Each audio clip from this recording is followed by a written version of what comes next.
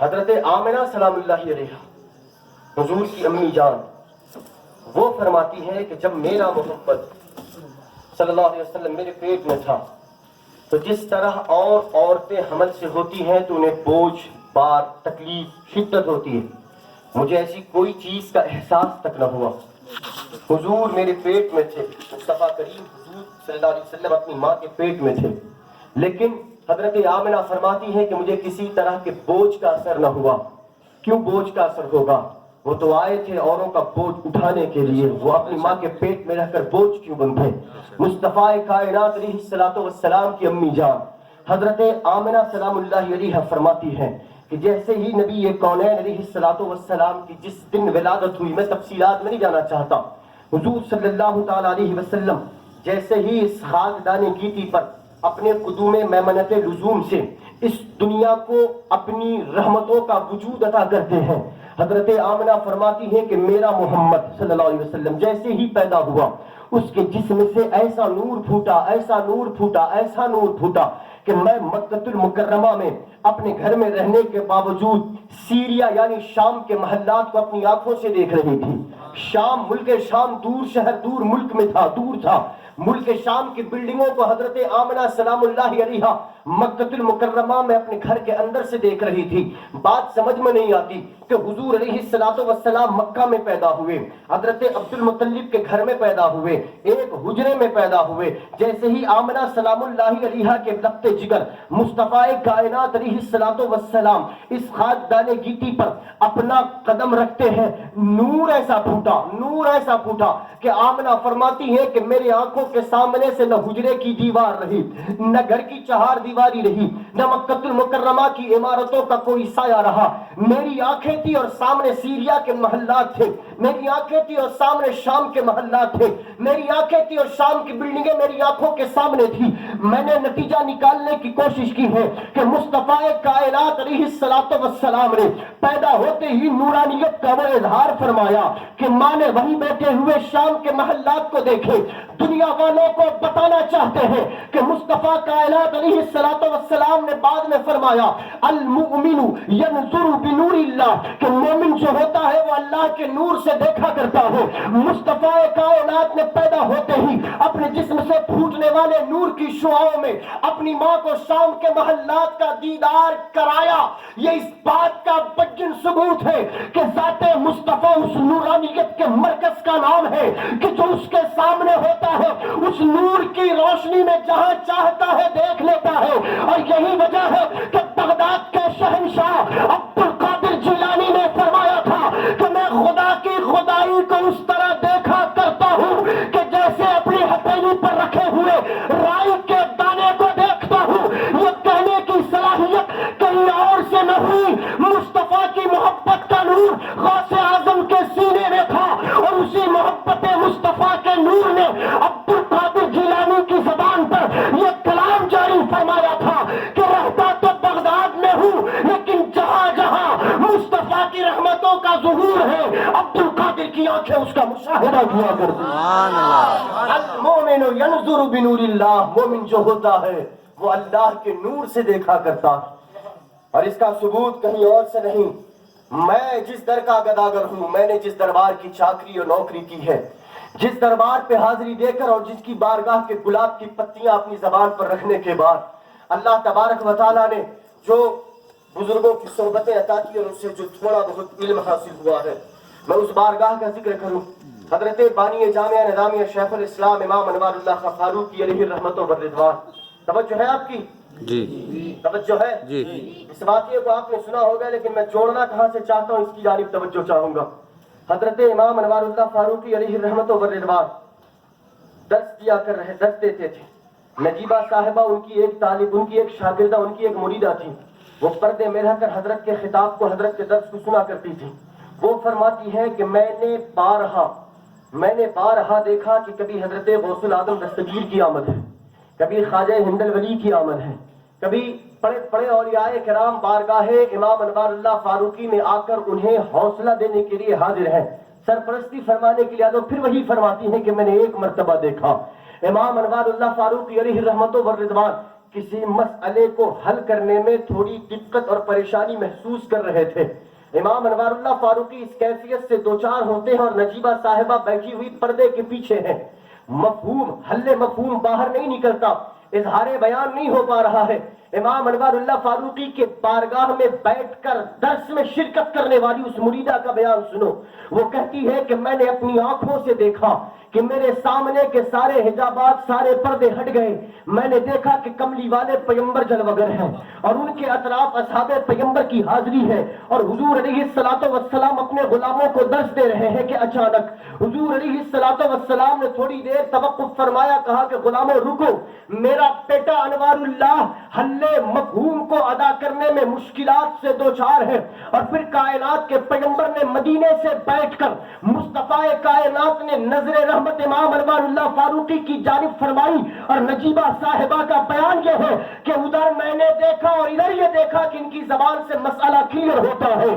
پتہ یہ چلا کہ جب مصطفیٰ کے دربار سے محبت کرنے والے امام انوار اللہ فاروقی دکن کی سرزمین پر رہے اور اس چوکھٹ پر بیٹھنے والے کو یہ مقام ہو کہ چوکھٹ انوار پر بیٹھ کر سید الانوار کی بارگاہ کا مشاہدہ کر سکتا ہے, تو جس کا تعلق راست مصطفیٰ کی ذات سے ہوگا اس کے دل کی کیفیت کیا ہوگی. یہی وجہ ہے کہ امام اہل سنت اعلی حضرت نے فرمایا تھا کہ چمک تجھ سے پاتے ہیں سب پانے والے, میرا دل ہی چمکا دے چمکانے والے, برستا نہیں دیکھ کر برے رحمت بدو پر بھی برسا دے برسانے والے.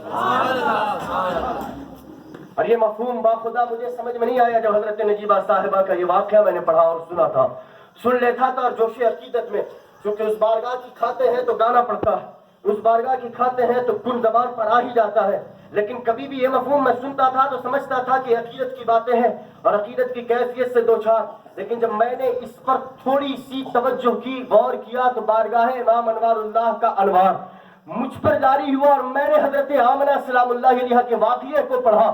پھر جب تعلق دیکھا تو کہا کہ وہاں ذات مصطفیٰ کے جسم سے وہ نور نکلتا ہے کہ ماں شام کے محلات دیکھتی ہے, تو اس نور والے سے محبت کرنے والے کی چوکھٹ پر بیٹھ کر مدینے والے کا نظارہ کیوں نہیں کیا جا سکتا.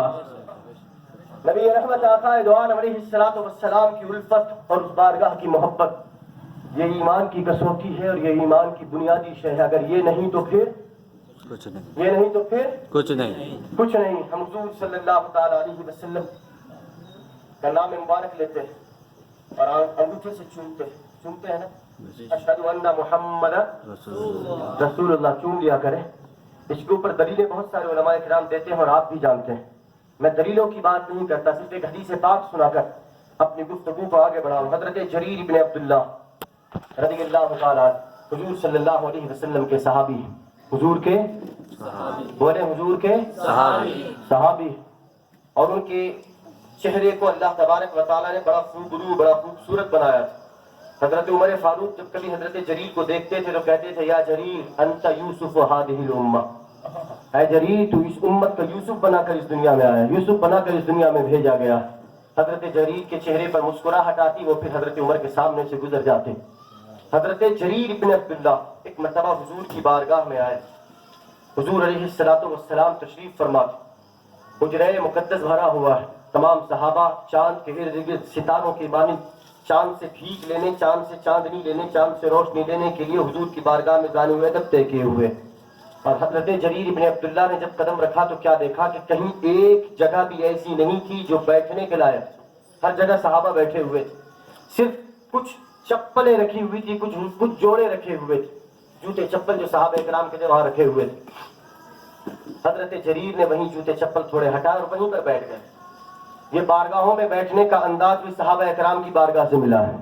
لوگ کہتے ہیں سیڑھیوں پہ کیسے بیٹھے, جریر سے پوچھو کہ چپلوں کے پاس کیوں بیٹھے تھے. لوگ پوچھتے ہیں چوکھٹ پہ کیوں بیٹھے, جریر سے پوچھو کہ چپل کو ہٹا کر کیوں بیٹھے تھے. لوگ کہتے ہیں کہ آستانوں کی بھیک لینے کے لیے آستانوں کی بارگاہ میں حاضری دیا کرو, چوکھٹ پر بیٹھ کر کیا ملتا. جریر سے پوچھو کہ بیٹھنے کی جگہ اندر تھی, تم چوکھٹ پر وہاں چپل کے پاس کیا کر رہے تھے.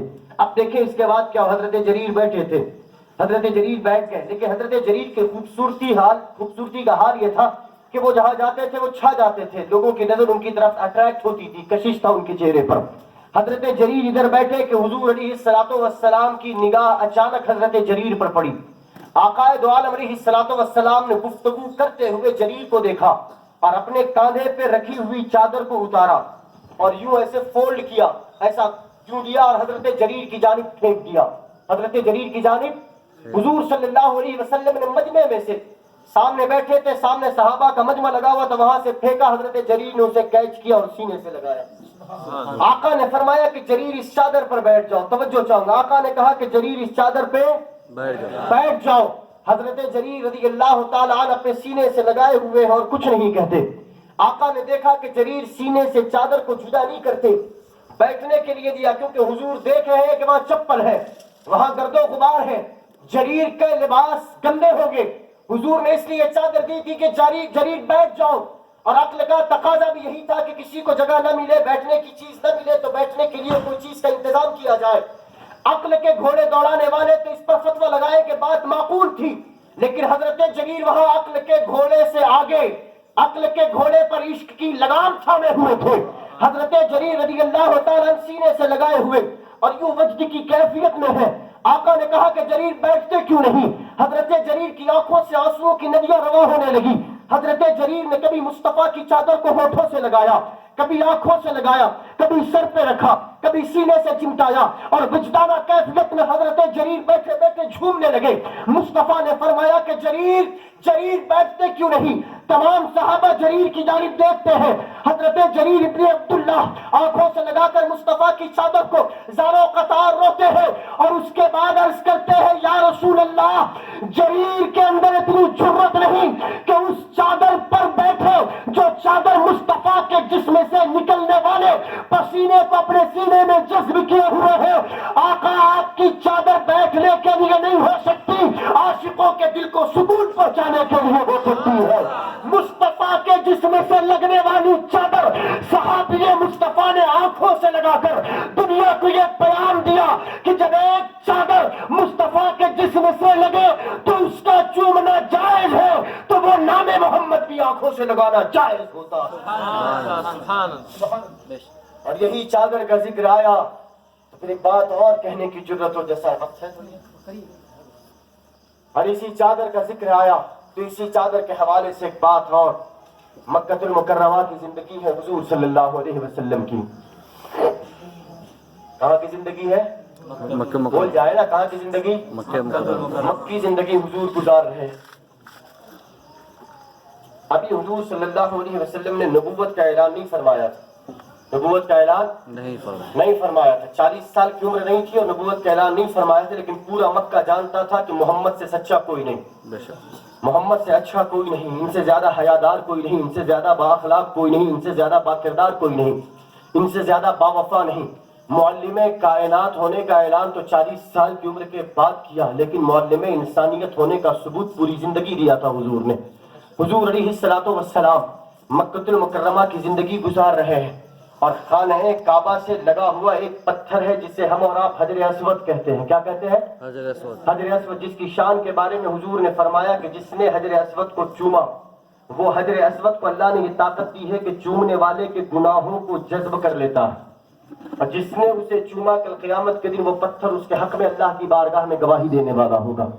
جو اس سے پتھر کو چوم لیتا ہے حضور فرماتے ہیں کہ وہ ایسا ہو جاتا ہے جیسا کہ اس نے آج اپنی ماں کے پیٹ سے جنم لیا. وہ حجر اسود کے لگانے کی بات آئی. حجر اسود کعبۃ اللہ کا تعمیری کچھ کام تھا, منہدم ہوا تھا کعبۃ اللہ. میں تفصیل میں نہیں جانا چاہ رہا ہوں. خانہ کعبہ منہدم ہوا تب اس کی دیوار کو کھڑا کیا گیا, اور دیوار کھڑی کر جانے کے بعد اس پتھر کے لگانے کا جب وقت آیا, جب اس پتھر کے لگانے کا مقام آیا, تو اہل مکہ سرداران قریش آپس میں اس بات پہ الجھ پڑے کہ مکہ المکرمہ میں یہ عظیم گھر خانہ کعبہ ہے, کعبۃ اللہ ہے, یہ پتھر بھی بڑا عظیم ہے, اس پتھر کو لگائے گا کون؟ اس پتھر کو کون لگائے گا؟ ایک کہتا تھا کہ میں قبیلے کا سردار ہوں, میں لگاؤں گا. دوسرا کہتا تھا میرا قبیلہ بڑا ہے, میں لگاؤں گا. تیسرا کہتا تھا ہمارے پاس دولت زیادہ ہے, سرمایہ بہت ہے, میں لگاؤں گا. چوتھا کہتا تھا ہمارے پاس طاقت بہت ہے, ہتھیار زیادہ, میں لگاؤں گا. اسی طرح وہ آپس میں چھ مگولیاں کر رہے تھے, آپس میں بحث و مباحثہ کر رہے تھے کہ لگائے گا کون, پتھر لگانا ہے, اور آپس میں لگانے کے لیے لڑ رہے ہیں. نبی کونین علیہ الصلوۃ والسلام کا اعلان نبوت ابھی نہیں ہوا ہے.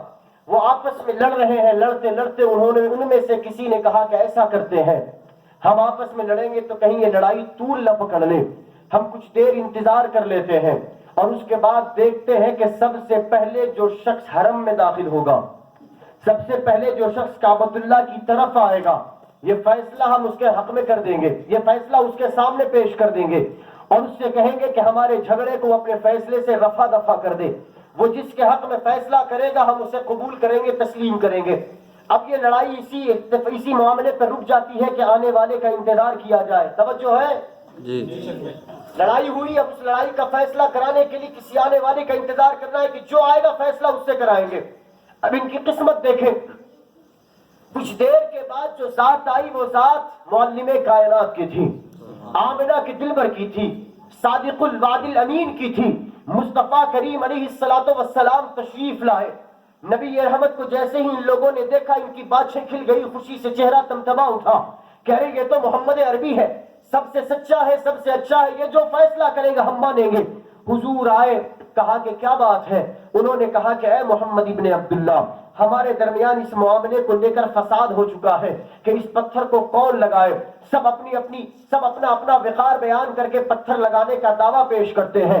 ہم نے یہ عہد کیا تھا آپس میں کہ جو آنے والا سب سے پہلے آئے گا فیصلہ اس سے کرائیں گے۔ تم پہلے شخص ہو جو ادھر آئے ہو اور ہم تمہیں اچھا بھی مانتے ہیں، سچا بھی مانتے ہیں، اور یہ تمام لڑنے والے بھی تمہیں اچھا مانتے ہیں۔ تم فیصلہ کر دو کہ فیصلہ کس کے حق میں ہوگا۔ کائنات کے پیغمبر نے ان تمام لوگوں کی باتیں سنی اور پھر اسی طرح حضور نے اپنے کاندھے سے اپنی چادر مبارک کو نکالا۔ حضور نے اس چادر مبارک کو زمین پر رکھا اور پھر اس پتھر کو اٹھا کر اس چادر کے بیچ میں رکھ دیا، اس چادر کو بیچ میں رکھ دیا۔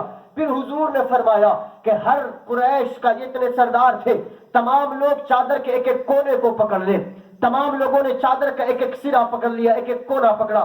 ایک نے یہ کونا پکڑا، دوسرے نے دوسرا کونا پکڑا، تیسرے نے تیسرا، چوتھے نے چوتھا، اور جسے جو جگہ ملی چادر کا حصہ تھامے ہوا ہے اور کہا حضور نے کہ اسی طرح بلند کرو۔ تمام سرداران قریش نے مل کر اسے بلند فرمایا۔ جیسے ہی وہ چادر وہاں تک بلند ہو گئی جہاں خانہ کعبہ میں حجر اسود کو نصب کرنا تھا، جب وہ چادر اس مقام تک آ گئی حضور نے اپنے ہاتھوں سے حجر اسود کو اٹھایا اور اس مقام پر لگا دیا۔ تمام لڑنے والے ایک دوسرے کا چہرہ خوشی سے دیکھنے لگے کہ بہت بڑی لڑائی ہونے والی تھی، لیکن حضور کی دانائی، حضور کی دانش مندی، حضور کی حکمت اور حضور اکرم علیہ الصلوۃ والسلام کے رحمت والے فیصلے نے ان کی جنم لینے والی لڑائی کو وہیں ختم کر دیا۔ بلا کسی تشبیہ و تمثیل یہ کہنے کی جرأت و جسارت کریں گے کہ حضور کی چادر سے نسبت رکھنے والے حضور کی چادر کو پکڑ کر سرداران قریش نے اس چادر کو بلند کیا، حضور نے حجر اسود کو مقام پر لگایا، ان کی آپس کی لڑائی چادر مصطفیٰ کو تھامتے ہی حضور نے ختم کرا دیا۔ بلا کسی تشبیہ و تمثیل کہنے کی جرأت و جسارت کر رہا ہوں کہ ہم اہل سنت و جماعت، وہ اشرفی ہو، وہ رضوی ہو، وہ چشتی ہو، وہ قادری ہو، وہ سہروردی ہو، وہ نوری ہو، وہ نظامی ہو، جو مصطفیٰ کے دربار کی بھیک پر پل کر ناز کرنے کا ہنر رکھتا ہے، حضور کی بارگاہ سے عشق و محبت کی باتیں کرتا ہے، اہل سنت و جماعت سے جڑا ہوا ہے، تمام اہل سنت و جماعت کے ماننے والے اور ہر پیرانے طریقت کی بارگاہ سے وابستگان سے یہ گزارش کرنے کی جرأت کروں گا کہ چشتیوں چشتی بن کر رہو لیکن مصطفیٰ کی چادر تھامے رہو، رضویوں رضوی بن کر رہو لیکن مصطفیٰ کی چادر تھامے رہو، نظامیوں نظامی بن کر رہو لیکن مصطفیٰ کی چادر تھامے رہو، سہروردیوں سہروردی بن کر رہو لیکن مصطفیٰ کی چادر تھامے رہو۔ حضور کی چادر چھوٹے نہیں، کیونکہ جس طرح انہوں نے حضور کی چادر کو تھاما، مصطفیٰ کی چادر کی نسبت نے ان کے جھگڑے کو ختم کیا تھا۔ ہم اگر مصطفیٰ کی چادر کو بڑی ذمہ داری سے تھامنے کی باتیں کریں گے تو اللہ تبارک و تعالی ہمارے دلوں سے بھی فساد کو دور فرمائے گا۔ سبحان اللہ۔ اور اتحاد اور اتفاق کی اس سے اعلیٰ مثال تو نہیں دیا جا سکتا کہ حضور کی عظمت والی چادر کو چھوڑا نہیں جائے۔ اور یہاں پر ایک بات اور، ایک سردار قریش نے حضور کی چادر کا ایک حصہ پکڑا، دوسرے نے دوسرا پکڑا، ٹھیک ہے، ایک ادھر اور ایک ادھر، لیکن ادھر کے پکڑنے والے نے اس کو کچھ نہیں بولا، یہاں کے پکڑنے والے نے اس طرف کے پکڑنے والے کو کچھ نہیں کہا۔ کیونکہ وہ دیکھتا ہے یہ بھی مصطفیٰ کی چادر سے جڑا ہوا ہے، یہ بھی مصطفیٰ کی چادر سے جڑا ہوا ہے، یہ بھی مصطفیٰ کی چادر سے جڑا ہوا. توجہ ہے؟ ایک ہی جملہ کہنے کی جرت کر رہا کہ کسی اس چادر کے پکڑنے والے کسی دوسرے شخص کو چھیڑو نہیں، اور حضور کی چادر کو ہاتھوں سے چھوڑو نہیں. نہ دوسرے کو چھیڑو نہ حضور کی چادر کو چھوڑو. چھیڑنا بھی نہیں، چھوڑنا بھی نہیں. جب یہ چیز ہمارے ذہن و دل و دماغ میں بس جائے گی، رب کائنات کی قسم ہے کہ اہل سنت و جماعت کا اتفاق پھر اسی طرح ہوگا جس طرح اعلیٰ حضرت امام احمد رضا کے دور میں شیخ الاسلام کے درمیان ہوا کرتا. نہ چھیڑنا ہے نہ چھوڑنا، نہ چھیڑنا ہے اور نہ چھوڑنا ہے. بلند آواز سے، نہ چھیڑنا ہے اور نہ چھوڑنا ہے. نہ چھیڑنا ہے نہ چھوڑنا. نہ چھیڑنے سے مطلب جس پیر کا دامن تھاما ہے اس کو چھوڑنا نہیں، اور دوسرے پیر کا دامن تھامنے والے کو چھیڑنا نہیں. چھیڑنا بھی نہ ادھر چھوڑنا نہ ادھر چھیڑنا. یہ کام اگر ہم نے کرنا شروع کر دیا تو پھر کسی کے اندر اتنی مجال نہیں کہ وہ اہل سنت کو چھیڑنے کی کوشش کرے. اگر کوئی باہر والا آپ کو آ کر چھیڑے تو پھر آپ تمام مل کر اسے بھی مت چھوڑنا نہیں. چھوڑیں. نہ ادھر چھیڑے نہ ادھر چھیڑے نہ ادھر چھوڑے. جب کوئی آپ کو چھیڑے تو پھر اس کو نہ چھوڑے، کیونکہ کب بلاتے ہیں یہ شاہ دوسرا پہ چھوڑ دے، تو غلام ان کا ہے سب ان کی عطا پہ چھوڑ دے. بارگاہ مصطفیٰ میں گمراہی کا شک نہیں، اپنی منزل نقش پائے مصطفیٰ پہ چھوڑ دے. بارگاہ مصطفیٰ میں گمراہی کا شک نہیں، اپنی منزل نقش پائے مصطفیٰ پہ چھوڑ دے. تو کہاں تک مانگ سکتا ہے ارے نادان سوچ، تو کہاں تک مانگ سکتا ہے ارے نادان سوچ. منہ سے کچھ نہ مانگ سب دستے عطا پہ چھوڑ دے. اور اپنی بخشش کے لیے تو سوچنے والا ہے کون؟ یہ مصطفیٰ کا کام ہے، مصطفیٰ پہ چھوڑ دے. یہ مصطفیٰ کا کام ہے، مصطفیٰ پہ چھوڑ دے. بہت زیادہ دیر آپ کا وقت لیا. انشاءاللہ الکریم کسی اور موقع پر لب کشائی کی جسارت و سعادت حاصل کرنے کا رب تبارک و تعالی باوقار اور باسعادت موقع عطا فرمائے گا. اللہ کے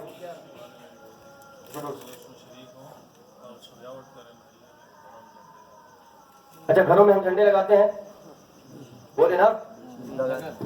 تو آپ ایسی بات کر رہے ہیں کہ کسی شادی میں گئے، آپ شادی کی دعوت میں، ڈریس اچھا تھا، لائٹ اچھی تھی، کھانے کا انتظام اچھا تھا، لیکن وہاں بیٹھے اور سب کے ایک ہاتھ میں لالی پاپ دے دیا اور وہ منہ میں دبائے. کیا بھائی تم دعوت میں آئے، نہ اس سے بات کرنا نہ اس سے بات کرنا. جشن کا مطلب ہے کہ اس کا چہرہ بتائے گا کہ جشن کرنے والا، اس کا چہرہ بتائے گا کہ وہ جشن کرنے والا. حضور علیہ الصلوۃ والسلام کے میلاد کے جشن سے بڑا کوئی جشن نہیں، حضور کی ولادت سے بڑا کوئی جشن نہیں.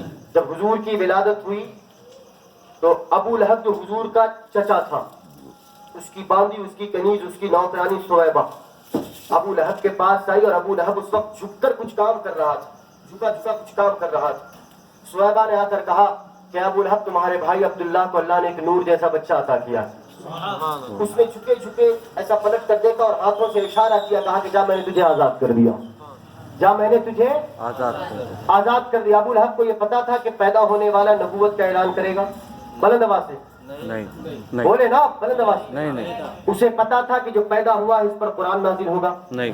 اسے پتا تھا کہ جو پیدا ہوا ہے رب کی بارگاہ کا مہمان بنے گا. اسے کچھ نہیں پتا تھا، بس اتنا پتا تھا کہ بھائی عبداللہ کا انتقال ہو چکا ہے اور اس کی بیوی بیوہ ہے، اسے اللہ نے بیٹا عطا کیا. بھتیجے کی خوشی تھی، بس محمد ابن عبداللہ کی خوشی تھی، محمد الرسول اللہ کی خوشی نہ تھی. وہ فقط محمد ابن عبداللہ سمجھ رہا تھا کہ عبداللہ کا بیٹا ہے، میرا بھتیجا ہے، میرے خاندان میں اللہ نے ایک بچہ عطا کیا. اور اس بچے کی ولادت عام بچوں کی طرح اس نے سمجھا اور خوشی کا اظہار کیا. تو اللہ نے کیا انعام دیا پتا ہے؟ عبداللہ حضرت عباس رضی اللہ تعالیٰ عنہ فرماتے ہیں کہ پھر ابو لہب پوری زندگی اسلام کی دشمنی پہ وقف کرتا ہے، ساری زندگی حضور کا دشمن بن کر رہتا ہے، ساری زندگی مسلمانوں کا دشمن بن کر رہتا ہے.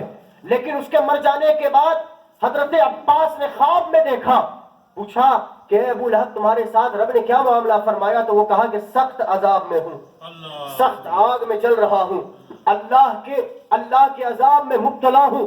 لیکن جب پیر کا دن آتا ہے، کون سا دن؟ پیر کا دن، بلند آواز سے کون سا دن؟ پیر کا دن، کسی پیر کو یاد دلانے کے لیے ہمیں ہمارے بزرگوں نے کہا کہ کسی نہ کسی پیر کے دامن سے وابستہ رہا کرو۔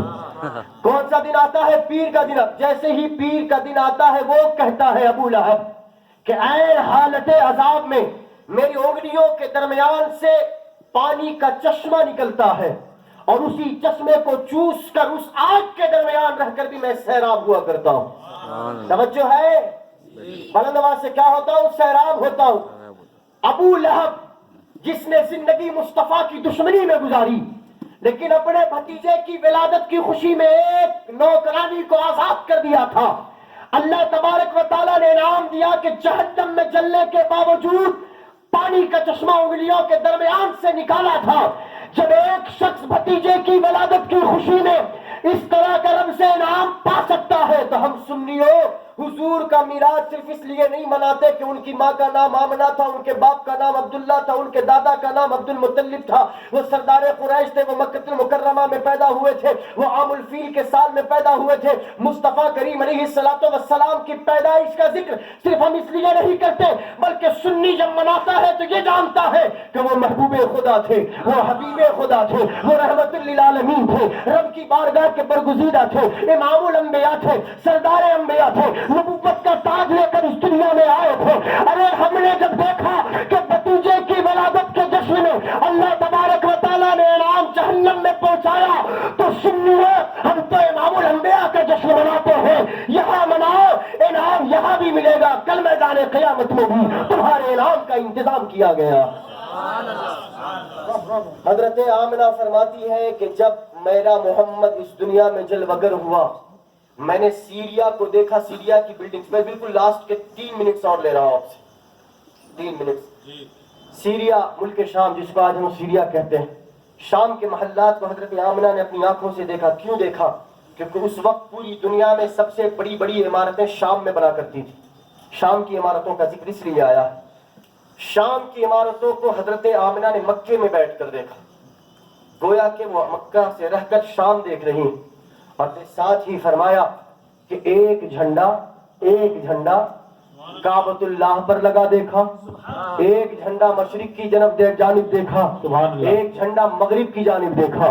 مصطفیٰ کریم علیہ السلام کی ولادت کا جشن منانے کے لیے اللہ تبارک و تعالیٰ نے جبریل کو بھیجا تھا اور کہا تھا کہ جاؤ زمین پر جھنڈا نصب کر دو تاکہ آنے والی دنیا میں مصطفیٰ کے غلام جبریل کی سنت کی پیروی کرتے ہوئے اپنے گلیوں میں جھنڈا لگائیں گے۔ یہ جھنڈا لگانا آج کے دور کے کسی مولوی کے کہنے پر نہیں، مصطفیٰ کی ولادت کا جشن منانے آنے والے جبریل کی اداؤں کی پیروی ہے، اور جبریل کوئی کام اس وقت تک کرتے نہیں جب تک رب تبارک و تعالیٰ کا حکم نہیں ہوتا۔ پتا چلا کہ جھنڈا لگانا کسی کے باپ کا حکم نہیں، خدا پاک کا حکم ہوتا۔ نعرہ تکبیر، نعرہ رسالت، سرکار کی آمد، دلدار کی آمد، مختار کی آمد، سبحان اللہ۔ اور یہ خوشی کی بات ہے، اور خوشی کی کیفیات کا جو اظہار ہوتا ہے وہ پوچھ کر نہیں کیا جاتا۔ جو پوچھ کر خوشی کی کیفیات کا اظہار ہوتا ہے پھر وہ خوشی نہیں رہتی، وہ کنڈیشن میں ڈوبی ہوئی ایک سمجھوتے کی کہانی ہوتی ہے۔ اور ہم خوشی جب مناتے ہیں تو خوشی کے لیے چہرے کا تمتمانا دکھتا ہے، اس کے جوش اور خروش دکھتے ہیں، اس کا کام بتاتا ہے کہ یہ خوش ہے، اس کا کام بتاتا ہے کہ یہ خوش ہے۔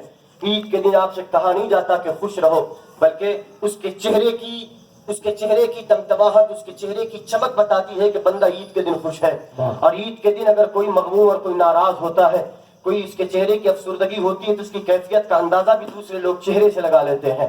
تو ہم مصطفیٰ کی ولادت کا جب جشن مناتے ہیں تو اپنے چہرے سے بھی خوشی کا اظہار کریں، اپنے دل میں بھی اس خوشی کو محسوس کریں، اور پھر حال یہ ہونا چاہیے کہ ہم اپنے نبی کی ولادت کے جشن کا بڑھ چڑھ کر حصہ لیں۔ اور آخری بات، ایمان کے 3 درجے بتائے گئے کہ کہیں پر کوئی ظلم ہو رہا ہے، کوئی غلط کام ہو رہا ہے تو تم اگر طاقت رکھتے ہو تو اسے ہاتھ سے روکو، ایمان کا پہلا درجہ۔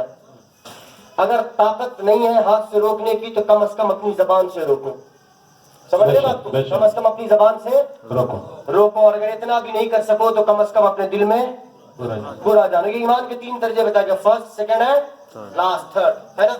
پہلا کہ ہاتھ سے روکو، دوسرا زبان زبان سے روکو. تیسرا بولے نا, تیسرا تیسرا دل سے روکو. میں اس کو تھوڑا سا اپوزٹ کرتا ہوں کہ اگر برا دیکھیں تو ہاتھ سے روکیں, برا دیکھیں تو زبان سے روکیں, برا دیکھیں تو کم از کم دل میں برا ڈالیں.